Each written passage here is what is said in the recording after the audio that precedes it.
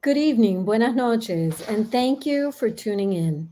On behalf of all of us at the locally based, independently owned bookstore, Books and Books in Miami, Florida, and in partnership with Miami Book Fair, it's my pleasure to welcome you to a virtual evening with David Sanchez in conversation with Chantel Acevedo to discuss David's debut novel, All Day is a Long Time, published by our friends at Harper.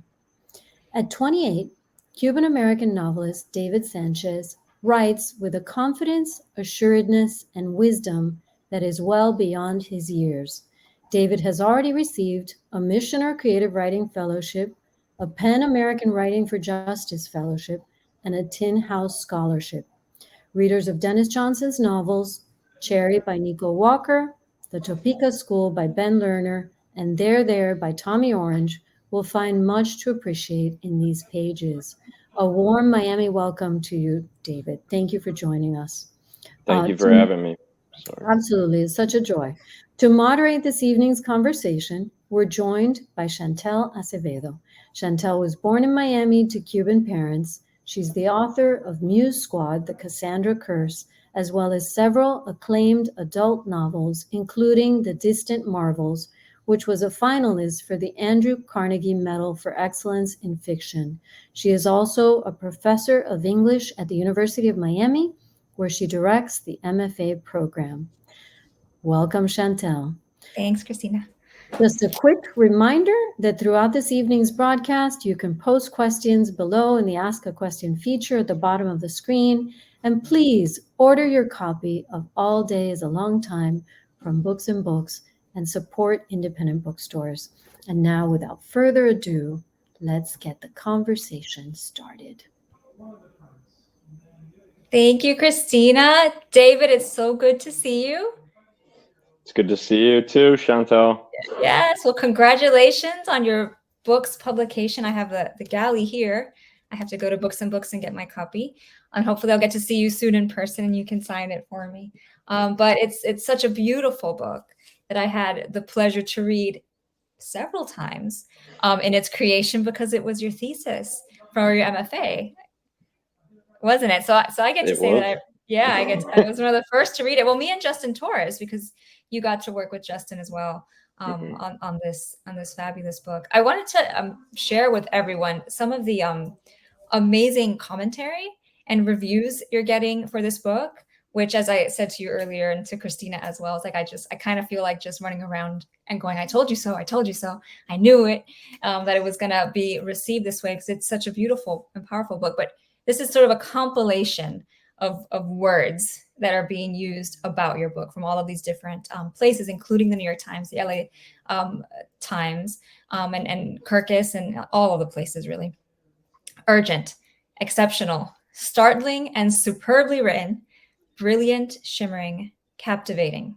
Those are just some of them, right? And there's lots of other adjectives, being used, which are exciting. And I don't recommend that authors ever go on Goodreads. I feel like that way madness lies. But I did go on your behalf, and people are just so excited reading this book, including the occasional "man!" exclamation point, right? And so it just doesn't get better than that.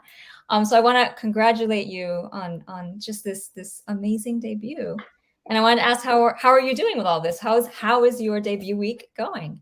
It's going really good. I was saying earlier today that Tuesday when the New York Times review came out, it was like one of the best days I've had in a long time. And it just feels like ever since I got the hardcover sent, it like has just sunk in how real it is, and just feels, it feels amazing. I don't know. Yeah. I worked so long, and I waited, in addition to like since it was finished, I waited like over a year to really hold it. So yeah, it's such a special feeling when that box of books arrives, yeah, and it's coming, and then you get, I don't know how it was for you, but you get home and it's waiting there, and you're almost, for me, I'm always almost afraid to open it. Like it just feels so laden, with promise. So I hope that was a good experience for you. It was. They looked good. They look better. You got to get one because it looks better than the hard. Yeah, this is flimsy. This is nothing. Do you want to hold up your hardcover? You got to do the Vanna White thing. There you go. Nice. Give it a flip. Let's see the whole thing. Ooh. Beautiful. It's a great cover. It's a Got a great, good spine too.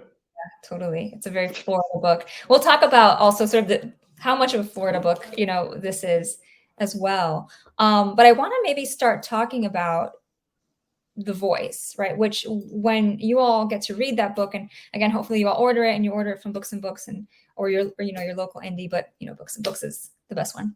So when you get your hands on this book and you start reading it, the voice is so compelling. It is a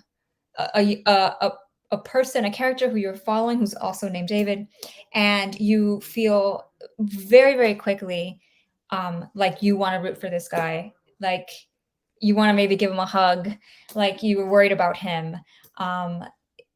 You wish you could say something to him, right? Like all of these feelings, I think, are true when reading about this character. He seems so close, and it seems so easy and fluid and natural. But I also know it was really hard work to achieve that voice. And I've heard you say, and I've read a piece you wrote for Lit Hub where you talked about voice and how important that was. Can you say something about how you achieved, this voice in this book? I think it was difficult, and I think the difficult part of it was I would get like an instinct or whatever. I would write in the morning, and I would instinctually maybe say something, and then would think on it and want to change it. But a lot of times my first instinct, I feel like, was actually correct. And so like I felt like it was a lot of getting in the way of my own writing in a sense. And yeah, it's like once I got a feel for this guy, this distorted version of David or whatever, once I picked up the kinds of things he was thinking about and the kinds of things he found interesting, I was able to really go. I feel like it would come in spurts, and I would find that ride, and then like have a couple weeks where things would flow easily, and then maybe lose it, and things would become a little more difficult. Yeah. But yeah.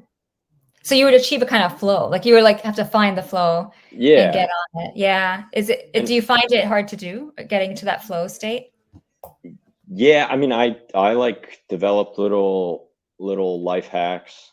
Luckily, like my apartment in Miami, my landlord lit a cigarette in the living room one day, so I was cool to smoke in there, I guess. And so I would just sit there and chain smoking, like wake up really early and drink an entire pot of coffee, and then like not look at.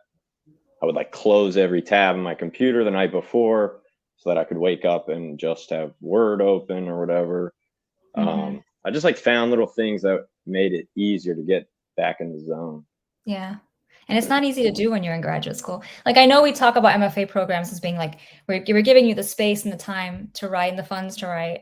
But we're also asking you to teach, and we're asking you to take classes and attend to all of the other sort of boxes that you must tick as a student. And sometimes those can be distracting as well. Yeah. And I thought you were really good at closing the windows and the doors, and attending to the work. I'm very easily distracted, and so I had to be kind of like militant about it. Yeah. Yeah. I feel that way too, especially the last 2 years. Like, teach me your ways, David. It's very easy to be distracted. Well, we've talked about voice and sort of entering sort of the flow of that voice, and maybe it's a good time, since we're talking about it, for us to hear you read perhaps a passage or a section that you feel sort of captures that voice really well. Okay. All right, I'm on page 19, and yeah, here I go. My brother used to say he could remember everything, that most people's first memories start when they're around 4 or 5, but that he could remember much earlier than that, 6 months, 1 year. He said he could remember the day I was born as if it had just happened. On that day, he was 3, and he came to the hospital with my sister and brother, who had been watching him while my mom was in labor. And when he went there to meet me for the first time, he brought his favorite toys with him. No one told him to do this. They just said he was going to meet his brother, and he got an idea. He brought 2 little plastic dinosaurs, a T-Rex and a pterodactyl. When he would play with them at home, He would hold his forefinger and his thumb to his temple, and he would pinch and then drag his pinched fingers to the toy, to draw his consciousness, his immaterial self, the thoughts, the emotions, the fears, and secret joys into the toy, so the T-Rex could be him, could enjoy his child's mind, and he could enjoy its powerful body, and he could run freely. And when he saw me in my mother's arms, wrapped up and staring silently at the bright room and the faces crowding around me, he patted me on the head, and he put his fingers to my soft baby head and dragged my newborn consciousness into the pterodactyl. And then he did it at his own temple and dragged himself into the T-Rex. My mom asked him, "What are you doing?" He told her, and she laughed, and she asked him if he loves his brother, and he said he does. And he said that since he is older and bigger, he is the T-Rex, and I'm the pterodactyl. And she laughed, and my older siblings laughed, and he went and sat down on the little couch in the hospital room and played with his toys, put me in his right hand, and flew me around while the T-Rex stayed on the ground and marched and roared. I wonder what he dragged from my head then, at that youngest age, getting older by the second. What did I come here with? Did I recognize myself as something individual, as something separate from the blaring hospital light, the arms of my mother, the beeping machines, the nurses running in and out and down the hall? In that most vital of moments, that moment in which I was supposed to first conceive of myself as discrete, to orient myself within the 3 dimensions of life on earth, to understand my physical extension into the world of things, my limitations as a shape of organic matter bound by the laws of physics and geometry. In that moment, I was ripped from my mewling, helpless self, and I was given the wings of a gigantic prehistoric bird. And there, with that first blast of the light and noise of the world, where I was supposed to learn laws, rules, codes of conduct, the base grounding relation on which all other conceptions and relations are built. I am my body, and my body is me. I was given flight instead, and the rest of my life after that was one giant lamentation, one quick screeching fall and yearning for the sky. I'll cut it there. Oh my goodness. Thank you for that. It's such a beautiful image of the baby like as a pterodactyl, and that your whole life becomes this sort of lamentation and a falling, right? And it's very early in the book, and it seems to sort of set the tone and the mood for the story that follows, right? Of a difficult life, of a life that a lot of it feels like it's falling, right? And falling apart as well. The book has been called autofiction in lots of places that I've read about it. I'm sure most of you watching know this, right? But autofiction is a bit of a blend, right? Of memoir and fiction, and the lines become very, very blurry, right? And so I wonder that decision, right, to tell the story in this way, right, to not go memoir, to fictionalize parts of it. What was that decision like for you? So it was, I never really considered doing a memoir. I actually more consciously accepted it as autofiction towards the end of the writing process. And I don't know, I've been thinking a lot about that decision to name the character David or whatever, and part of that born out of my complete lack of skill at coming up with names for characters, and also just I don't know, part of me feeling I wanted to take some ownership, and to, like you say, it was, to me, that move was the final little dagger that really does draw a reader in and create this sense of intimacy and create this kind of closeness with this guy. So yeah, that was how I ended up there. But I mean, there's a lie or a non-truth on every page of the book. The thing I just read, that didn't happen. I don't, you know what I mean?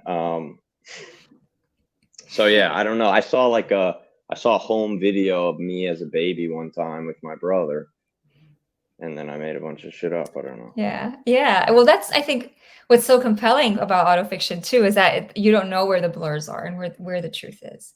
Yeah. You may not want to be giving away all your secrets, but like too much of the DVD commentary. This is true and this is not, all of that. But all of it seems to sort of hold together. So whether what we're reading is, well, that happened or this didn't, it all kind of has a unifying consciousness about it, which I think is what lends the shape to the book, right? Because it's also not a book where you can say like opening and then rising action, climax, and like it doesn't have that kind of shape. It is episodic, right? But at the same time, there's an energy that's sort of moving towards a kind of goal. It's moving towards a thing, a shape. And so that's I think another question for you, because it's unconventional that way. How was that process for you? I kind of know, right, as your advisor, what that process was like for you, but there's a lot of stuff in this book that I enjoyed so much that's new. That was new to me, because you had worked on it, post-graduation. So what was that process like of shaping this book? Yeah, that was difficult. I mean, when I turned it in as my thesis, it was in 6 parts. It was like, and they were all, to me, like they made sense as parts or whatever. And then I started messing around with chapters, and then but even before all of that, like I had a ton of little like printouts, little like 3 to 5 page sections, 10-page sections that I like. Manette, one of our professors at told me to print them out and spread them out on the floor if I have room, which I did because I didn't have anything in the apartment. I just spread it all out on the floor and like, I don't know, thought about it spatially a little bit and thought about, I messed around putting stuff in different places until, I don't know, I don't really know how to explain it, but I did find a structure that felt really right to me, where I felt like, okay, this is the final. I don't have to print this shit out anymore. Like, this is correct. I think because it does very much feels unified, right? It feels like David's journey in the story the journey itself is lending the shape to the story. It's lending energy to the story. But the way you describe it, right, that feeling of like it's connected, and I can't quite put a name on how it's all holding together, but I know it is. Again, to name the website that we're not going to name for authors, which is Goodreads. Everyone else can go, but authors are not allowed to go on there. There was someone on there commenting saying, this writer's a poet, and you got to get that, right, as you start reading this book. And I think some of that, obviously they're speaking to the beauty of the language, which is so striking, imagery that is so unique to your vision. And that is poetic, right? And there's something about the energy of the book that is poetry, right? It's being held together by this thing that is sometimes unnamed, but it's definitely, together as a whole. So yeah, I was wondering, what you're thinking about that.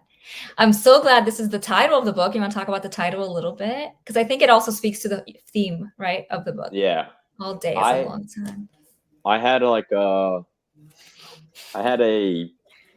long journey with the title where, like I said, with characters, I'm bad at coming up with names, bad at coming up with titles. And this was just on my computer untitled for years or whatever. And then finally when so the title, All Day is a Long Time, used to be a line in the book. And then my agent was like, that's a good line. And I also think it's a good title. He was like, he could see ahead, I think. And so when I was like, something about it rang, but I had a problem. Obviously, I don't like when the title comes up in the book, so I deleted the line. Wait, obviously? A lot of people, that's a faux pas, I think. I don't know. I have no idea. For me, I didn't feel, I was like, okay, especially because it was really early. So yeah. Maybe if it's at the end and you go, oh, but this was like at once you get there, you can throw it away. But so I did that, and then it was like a full sentence, which I felt some kind of way about. I don't know. I'm very like arbitrary in these little rules or whatever, but it's a great title, and it sums up what the book is about, which I have such a hard time summing up or whatever. And I just thank my agent. I think he's out there in here somewhere, and he saw it, man. He sniped it. Nice. I think it does too. The sensation of the book, it's hard to put down. And though what happens during the books, or David's life in the book, takes the course of many years. And there's a long time in this young man's life, and it is episodic. But the sensation of it is that it's a day, right? Like there is something sort of gripping. This day that has taken a very long time. At least to me, that's how I read it. I remember very clearly when talking about your thesis and your conversation with all of the faculty members who were on your committee. And there was at the end, do you remember we all sat around thinking about a title? Do you remember this moment? And, and like we all were so bad at it. Like, yeah, we sucked. Yeah. We all, like, just all of us unequivocally could not come up with one. So like I was so happy when I found out this book was coming out that this was the title. So kudos to you and your agent, you know, for landing on it. It's really beautiful. But yeah, it always strikes as a funny moment of all of us. Yeah, we were. I mean, I feel like what do? You go look at Shakespeare or the Bible and try and steal a title, but nothing was coming, man. But you know what? It worked out. Don't worry about it. It worked out. It was good. Yeah. I'm starting to see questions popping up in the Ask a Question section down there. So please do ask questions for David. I know this is your first event, isn't it? Yeah. This is David's first event, you guys. So ask good questions. You get to say that you were here for his very first event, which is very fun. While they're doing that, I want to ask you another question about your ideal reader or your ideal listener to this story. And not everyone has one. Not all writers think of like who is that person, right? And how might that create the voice in some way, right? The person who's really listening to the story. Have you thought about that at all? And did that at all influence your writing? I don't know. I don't know that I thought about maybe an ideal reader while I was writing it, but I mean, I guess maybe I wanted to like it or whatever. That's a little egotistical, but my buddy says he hasn't read a book in 10 years. He said he cried when he read my book, and I thought maybe that's my ideal reader. My brother still hasn't read it. He won't read it. He's out here too somewhere. That's okay. You know, not all my family have read my things either. You know what I mean? Like, no, I mean, and because this is sensitive, it's all sensitive stuff, and it's a little, Sometimes you can be a little too close to it, right? Let's talk a little bit about that sensitive stuff, because it's a novel about addiction. And I say that, and I almost don't want to say that. Like there's this moment right in the book where I think he talks about even that word, sort of being kind of a haunting word, a word that gets stuck with you.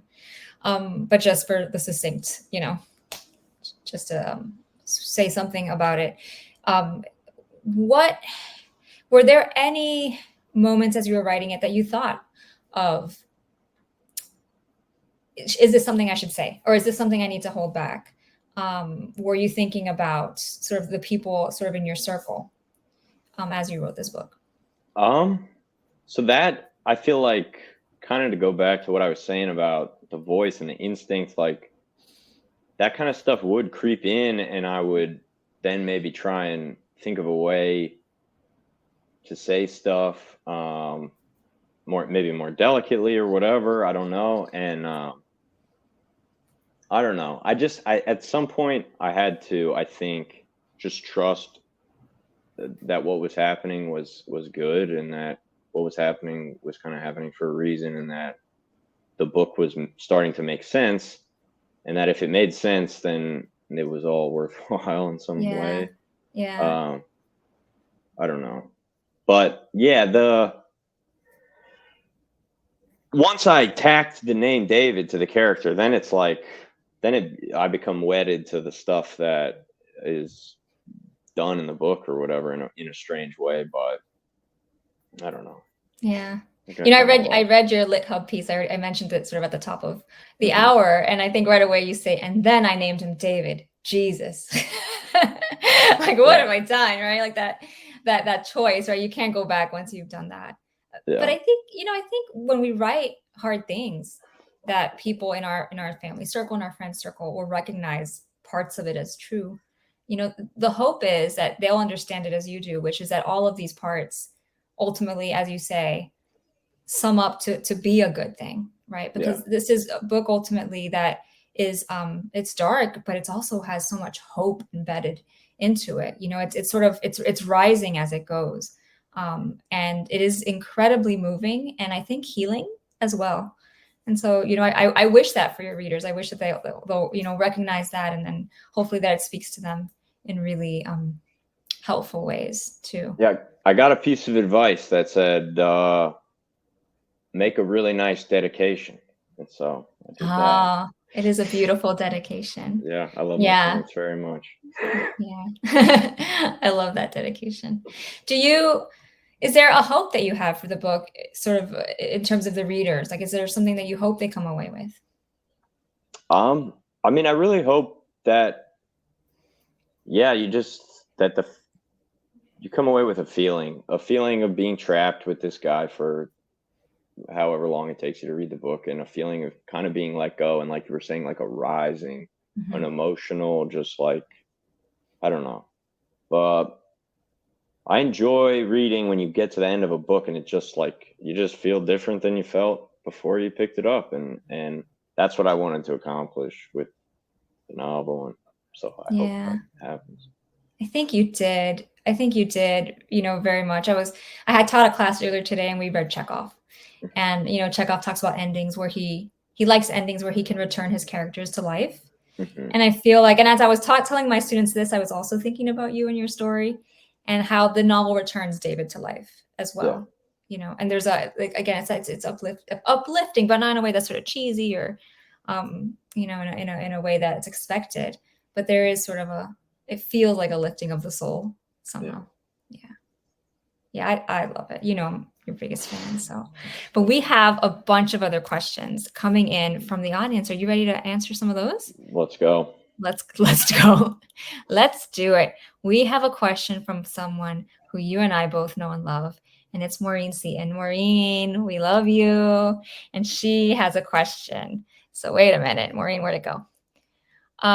She says, are you aware as you're writing prose that the prose that there are poetic elements in it? So as you're writing, are you thinking of poetry at all? Yeah, I'm like a failed poet or whatever. I wanted to go to get my MFA in poetry. I applied to both, and I got into more fiction programs than poetry program, so I took that as a sign that I was like, all right, I should probably be writing fiction. Wow. But yeah, I don't know. I mean, you just learn, poetry's like really fun, and you get to mess around with a lot of stuff, and I found a way to do that, I think, in a way that was fun for me in writing the book. Just, yeah, figurative language is the most fun kind of language. Excellent. All right, we have a question from Julie Cantor, and she wants to talk a little bit about how this is a book about Florida, which I did mention and then I dropped. I didn't get to ask it as one of my questions, but it's a Florida book, and it's a part of Florida people don't often write about. It's like central, like what would that's like western, but like central, like what do we call the Tampa Gulf Coast? I don't Tampa. know what you call it. The home of the Super Bowl champions. The home of the Super Bowl champions. But yeah, you got a lot of Miami stories, right? Like those kinds of stories. But this is a Florida book. Do you want to talk a little bit about what compelled you to set it in this place, and maybe how it's sort of distinctively Florida for you? Yeah, I mean, I was born here and lived the vast majority of my life here, and it's auto-fiction, so whatever. I ran up against a lot of creative blocks or whatever, and setting can be tough, but if you know the place, then it's not so tough or whatever. It's a little bit easier. It's kind of like cheating. Yeah. Can you say something though, because I know that you are a big nature guy. Mm-hmm. You're a big nature guy, and when I first met you, you were working on a different book altogether. Yeah. And it was one that had like a real sort of eco focus. Mm-hmm. But it comes up in this book as well, and I think that the cover does a really good job sort of evoking that. But it's everywhere, in the book. What was that role of maybe nature in your life growing up, or did you have any specific ideas about wanting to present the natural side of Florida in any particular kind of way in this book?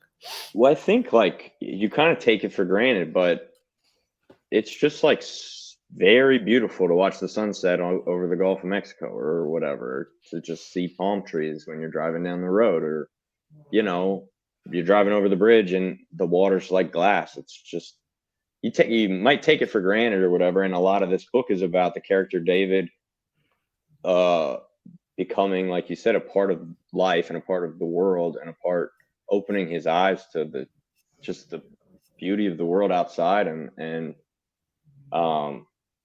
yeah, I don't know, when I was a teenager and full of maybe angst, I don't know that I noticed all this stuff, but when I was a kid and now, I'm pretty attuned to just how gorgeous it is. I don't know, my buddy and I were working remodeling a house today. We went out back, there's a dolphin in the water behind the house. It's just gorgeous. I don't know. How can you not write about it if you see it all the time? Yeah, I'm with you. I'm reading another really good question here. This one references your review in the New York Times by Tommy Orange, and it's just a fabulous review. And I suggest everyone after this book talk, go and check out that review after you've bought the book from Books and Books. But Pilar Garcia Brown, who I believe is your editor, yes, but she's my ex-editor. She's your ex-editor. Well, she is obviously, loves you, because she's asking a bunch of questions here. And so one of her questions that I like a lot is that she says, I love the first line in the Tommy Orange review when he talks about how there are two plots in literature. A character goes on a trip, or a stranger comes to town and wonders where addiction fits in. Where do you think addiction fits in, if at all? Character goes on a trip, or a stranger comes to town. I read it. My girlfriend and I read it, and I was like, that was a good line. So I also am like, I'm maybe at a loss, don't know the answer to the question, but it's a very interesting idea. I think maybe setting out, this was a character going on a trip type of story, but I don't know, if you go on a trip, you end up you're a stranger coming to town. So it's, I don't know. There's a lot of that, and the drugs really like interrupt this kid's life and his development. And I wish I had could pick one definitively, but yeah. I mean, the review is a work of art itself, right? And there's a lot of these lines where you're like, whoa, Tommy. That I was struck by that line too when reading it. And I thought, I mean, the whole thing, I would vote for Stranger Comes to Town, only because I feel like in this novel, David is a stranger to himself. I don't know. Now I'm stuck, because I also want to say he knows himself so well, but he's also so lost in himself, right? Both things are happening. And I think that's what makes this novel so powerful, right? He's so wise and he's so messed up, right? Like both things can exist at the same time, right? So wise and yet so unaware. Both are happening together at the same time. Yeah, that's a good question. Let's see. Here's a comment by Lori. Some of your reviews mention that you have reinvented the addiction genre. Was that a goal? In any case, it's a hell of an accolade. I don't know that it was a goal. I always I make my character talk about it, where like something about those stories had always kind of felt forced to me, or felt hollow or something. And so I was like really cagey about ever even like describing it as an addiction story or whatever. I knew I wanted it to do more than whatever an addiction story you typically does or whatever, but then there are ones that are good. So I don't know. It's just like anything else. But yeah, I knew I wanted this book to be like centered around the brain of this character, and that to me doesn't feel like explicitly married to addiction, or this sort of like claustrophobia and solipsism that's not necessary to addiction, but it happens to be happening in tandem with in the book. Jenny Shu asked the question. I wonder if it's at all linked to this answer, but I'm this is a shot in the dark on my part. Jenny Shu wants to know, or Sue wants to know, what was the context of the line that the title comes from? It was about waiting for food stamps, EBT. Waiting You for food sit in a stamp. hard chair all Yeah. day. All day is a long time. All day is a long time. And Yeah, then it was my that's shot in the it. dark. I was wondering if Yeah. we were gonna do that magical thing. We're like, actually, what I was just saying. Yeah. Let's see. We have so many questions. We're still good with time, I think. So we have another question about place. And this is also a familiar name, Maeve Holler. She was in your cohort. What's up, Maeve? Yeah, Maeve's here. Wait, what happened to Maeve's comment? It went away. Maeve's comment was, her question was about, there it is. Speaking of Florida, how do you think the context of place and the beauty or ignored beauty of this place and its juxtaposition with your experiences plays a part in this book? Oh, Ever the Poet. She wants to know more about this, that imagery. Yeah. So what do you think? Yeah, I think it certainly does play a part. And like the end of the book, I don't want to spoil it or whatever, but it's like it's a discovery for the character himself. It doesn't happen in real time. It's like noticing almost of something from way back. So it juxtaposes, but it's like it's always there and it's always next to you, and sometimes you see it or sometimes you don't.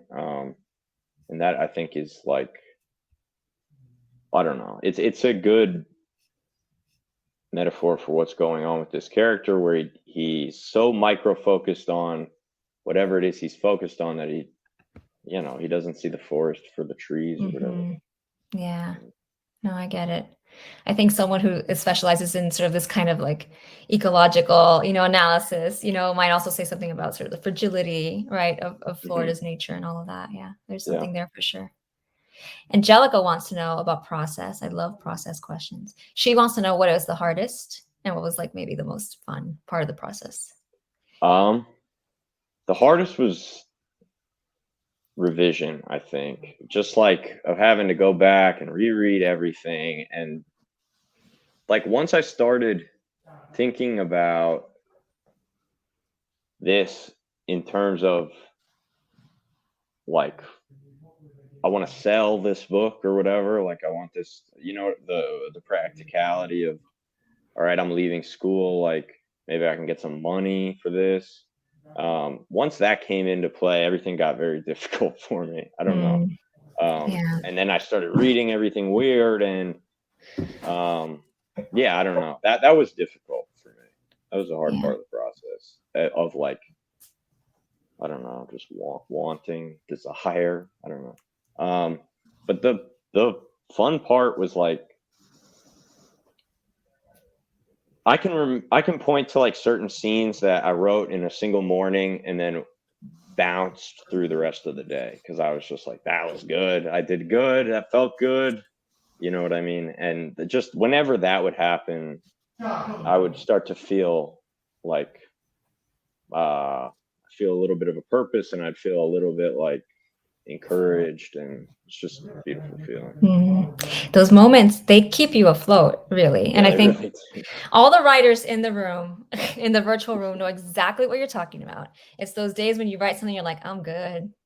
Yeah, I'm good. Right? Like you're like that. But it is always followed by, I'm a fraud. Yeah. And I don't know how I'm tricking everybody into this, but right. Like they're back-to-back emotions. I have never met a writer who's consistently one or the other, right? Like we get a lift from the helium, and then the balloon starts to sink again, another little shot of helium, and up we go. I really went through like months of each where I would read it and be like, this is trash, for like 3 straight months, or like I can't even bring myself to like put my eyes on the words in this certain section or whatever. And then other times I'm like, oh, I'm not so bad, pretty good, Dave.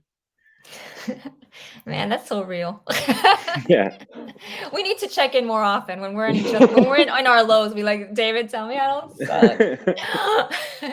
Because I feel that constantly. Yeah, constantly. And I don't know if that's helpful to you, because I'm like, a couple books in and I still feels that way, Yeah, I think it's something about and not about that. Would be my guess. Yeah, I think you might be right. You're too wise for us. All right, let me see. I think we got time for one or two more questions. Yeah. So how would you, here's a good one. How would you like this book to impact the way in which addiction is viewed? Or do you have a wish for that? I think it's like, I don't know that I have a wish for that. I think I'm not a doctor. I'm not a mental health professional. I don't know that. I think that's maybe too much power for Mm, this guy to have to impact the way the world views a certain thing, but I don't know. I just wanted to tell it is a reality of life. Everybody knows addicts or people that struggle with addiction. Um, and I just wanted to tell a engrossing story about it that made you maybe even feel, like we were saying, spiritually uplifted at the end. yeah. No, not maybe, definitely. I don't think you can come away reading from this and not feeling for his humanity, and yeah, like just this is a real person, right? Even though it's largely an invented figure, but it feels so real. And I think that's a wonderful thing. Yeah. We have another question about influences, literary influences. Do you want to talk about those?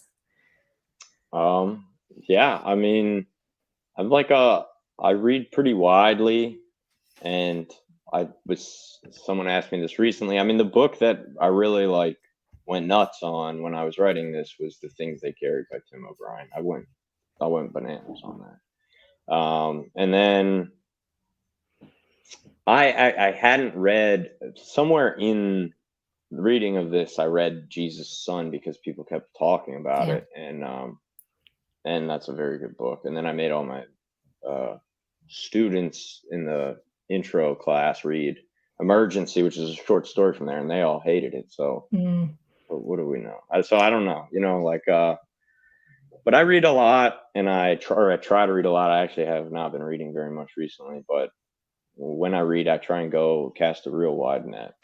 yeah. Yeah. I mean, I think that's interesting. And I have seen the Dennis Johnson comparison, though I think this character in this book is very, very different, right? Like what they share in common is characters who have an addiction. But I think beyond that, these are very different creatures. Did you, when you read that book for the first time, did it make you a little bit like, oh, is this close, or do I have I to mean, do certain moves? I thought Yeah. it was a good book, Yeah. and yeah, I wasn't like, all right, I got to try and model this or Yeah. Yeah. anything like that. But I just thought, well, that was good. I thought some stories were better than others, Sure. Yeah. and I felt something while I was reading it. Yeah. I always feel it's a little bit weird as a writer when you're working on someone and someone goes, "Oh, you're working on that? You should read X." And it's something that's actually really close to what you're doing. And then Yeah, it can potentially get in your own head when you were, trucking along with your vision.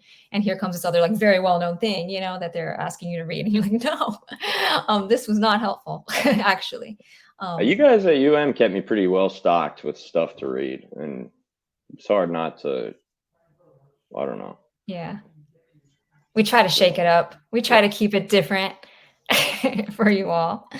Well, someone asked the very important question that we always ask at the end of almost any reading. So get used to it, because this will be the first time you get asked in a forum like this, but it will not be the last. And that is, what are you working on next? I'm writing a construction novel. Are you novel about construction? Yeah. Are you like for real? Yeah. Yeah. Uh-huh. I like it. I never know when you're pulling answer. my leg or not. No, I don't know. I've been working construction. There's a lot of stuff there. Yeah. I don't know. Yeah. There's we started talking about poetry, and there's a poet who I always recommend to people. His name is Steve Scafidi, and he's a carpenter by trade, and an amazing poet. And not, I don't even think a lot of his poetry is about carpentry, right? But it's interesting, right? How that kind of work could potentially fuel your own creative work, right? Your quiet sit at the desk work. Do you see that connection? Like, do you come home, from this like construction, right? And do you feel that it's filling the well? Not necessarily. I'm just Yeah. really tired, but I feel like I'm like determined to just not be wasting my time. I feel like there's a part of David wants to write novels and spends all this time doing something else, like it's got to be, you got to make it worthwhile. I don't know. I'm with you. I'm with you. I think variety feeds the muse in whatever way you can find it. Absolutely. I'm 100% with you. David, I can't tell you how happy I am for you, how excited I am for everyone else's excitement, to discover this book, right? To finally know what I've known for a while about you and your incredible talent and your vision for your work. And it really is a joy. And it was a joy to revisit it. And I'm sure it's a book I'll read several more times in my life because it's that beautiful. So I want to wish you all the very, very best with this and with the next book, whether it's a construction book or your big historical Florida book, I haven't forgotten, or whatever your next project is. But thank you so much. Thank you so much, Chantel, for having me. I feel like there's a book of poems that's coming. I really do. I really do. I feel that. So I need some money. Show me the money. It's always well, yeah. Let me do a little research. We'll just put it in the universe out for you. Exactly. Right. Put it in the universe. But I feel like it's there.